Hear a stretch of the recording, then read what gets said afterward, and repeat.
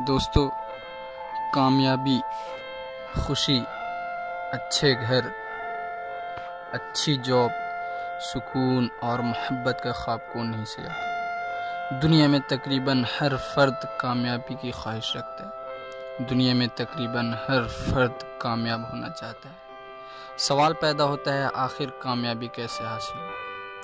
दोस्तों, हर वो फर्द जो कामयाबी हासिल करना चाहता है यकीनन कामयाब हो सकता है, क्योंकि खुदा ने इंसान को कामयाब होने के लिए पैदा किया, न कि नाकाम होने के लिए। आप दुनिया में मुनफरिद और यकता हैं। दुनिया में कोई फर्द आपकी तरह नहीं हो सकता। आपकी सोच मुनफरिद, आपका अमलो किरदार मुख्तलिफ, गर्ज के आप मुकम्मल तौर पर दूसरे से मुख्तलिफ और तन्हा।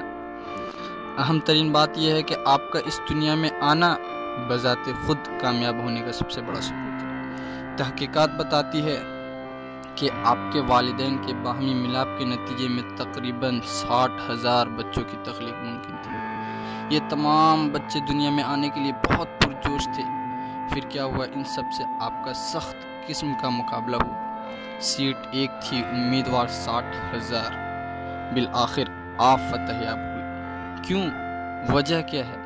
वजह सिर्फ ये है कि उनके मुकाबले में आप ज़्यादा सलाहियत, ज़्यादा ताकतवर और दूसरे लफ्ज़ों में सबसे ज़्यादा कर गुजरने वाले होते। मुबारक हो, इस दुनिया में आपका पहला कदम दरअसल आपकी कामयाबी की गवाही है। सिर्फ ज़रूरत इस बात की है कि आप अपनी जहानत, काबिलियत और सलाहियत का इस्तेमाल करें। याद रखें, कोई माँ किसी डॉक्टर को नहीं जानती, किसी इंजीनियर को नहीं जानती, किसी IAS IPS को नहीं जानती।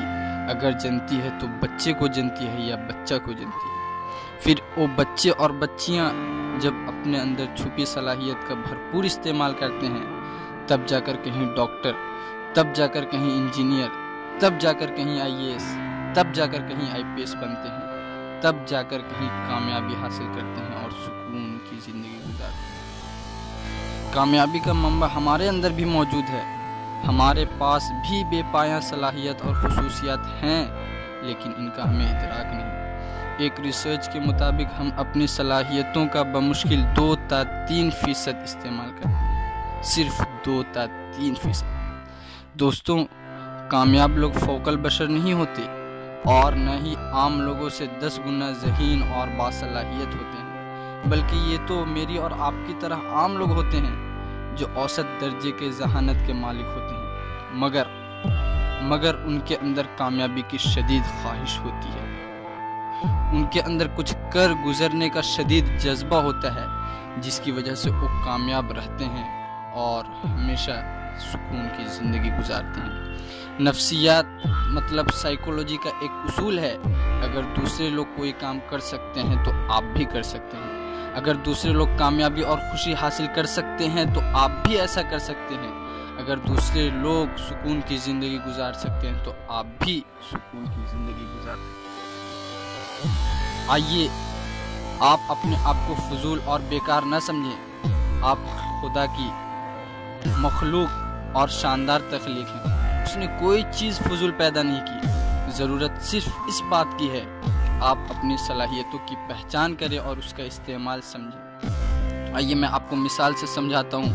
लोहे की एक सलाख से दरवाज़ा खुला रखने का काम ले तो उसकी कीमत सिर्फ 10 रुपये होती है, सिर्फ 10 रुपये। इसी लोहे से अगर आप जंजीर बना लें तो उसकी कीमत 150 रुपये हो जाएगी। और अगर उसकी मिलावटें वगैरह साफ करके घड़ियों की स्प्रिंग बनाई जाती है तो उनकी मजमूई कीमत 1 लाख रुपये से भी ज़ायद हो जाएगी। जैसे इस लोहे की सलाख के मुख्तलिफ तरीक़ों से इस्तेमाल में बहुत फ़र्क पड़ता है, इसी तरह आप भी जिस तरीके से अपनी सलाहियतों का इस्तेमाल करेंगे वैसे ही उसके नताइज होंगे। समंदर में पड़े हुए 1 किलोग्राम सोने और 1 रुपये की कीमत बराबर है। उनकी कीमतों में फ़र्क तभी उजागर होगा जब उन्हें तह से उठाकर बाहर लाया जाएगा। इसी तरह आपकी सलाहियतें तभी रंग लाएंगी जब आप उन्हें अपने अंदर से बाहर लाएंगे और सही तरीकों में उसका इस्तेमाल करेंगे। हर एक की एक अपनी कीमत होती है, पहचानो तो सही। हम अपनी कीमत नहीं पहचानते और अपने आप को 100 और 1000 रुपये में बेच देते हैं। आइए मैं आपकी पहचान करवाता हूँ कि आप कितने कीमती, कितने ताकतवर हो, मगर आपको उसका इल्म नहीं। एक मरतबा की बात है कि गौतम बुद्धा के पास एक आदमी आया और पूछा, मेरी कीमत क्या है। गौतम ने एक चमकता हुआ हीरा दिया और बोला, आप बाजार जाइए और इसकी कीमत पता कीजिए, मगर एक शर्त है, इसे बेचना नहीं। वो बंदा हीरा लेता है और बाजार की तरफ निकल जाता है। बाजार जाकर वो सबसे पहले संतरे वाले की दुकान पर जाता है और पूछता है, साहब इसकी कीमत क्या लगाओगे। संतरा वाला बोलता है, मैं इसके बदले 12 संतरे दूंगा। बंदा जवाब सुनता है और फिर थोड़ा आगे बढ़ जाता है और एक सब्जी वाले के पास पहुंचता है। उससे भी सवाल करता है कि सब्जी वाले, आप इसकी कीमत क्या दोगे। सब्जी वाला बोलता है, मैं इसके बदले 1 बोरी सब्जी दूंगा। फिर वो बंदा आगे बढ़ता है और एक सुनार की दुकान पर पहुंचता है और पूछता है, इसकी क्या कीमत लगाओगे। सुनार वाला बोलता है, मैं इसके बदले 50 लाख रुपए दूंगा। जिसे सुनकर बंदा दुकान से बाहर निकलने लगता है। ऐन उसी वक्त सुनार उसे फिर बुलाता है और बताता है कि मैं इसके बदले 50 करोड़ दूंगा, लेकिन वो नहीं देता क्योंकि गुरु ने उसे मना किया होता है। अब वो घूमते फिरते एक जौहरी वाले के पास पहुंचता है और पूछता है, साहब आप इसकी क्या कीमत लगाओगे। जौहरी वाला सबसे पहले एक लाल कपड़ा बिछाता है, उसके ऊपर सोने को रखता है और उसके इर्द गिर्द चक्कर लगाता है। फिर बोलता है, इस हीरे की कीमत पर पूरी कायनात भी बेच दूं तो इसकी कीमत नहीं लगाई जा सकती, क्योंकि ये इतनी बेशकीमत है। वो बंदा हीरा उठाता है और वापस गौतम बुद्धा की तरफ लौट जाता है और गौतम बुद्धा को सारा माजरा सुनाता है। सारा माजरा सुनाने के बाद वो बंदा पूछता है, गुरु साहब अब बताइए मेरी कीमत क्या है।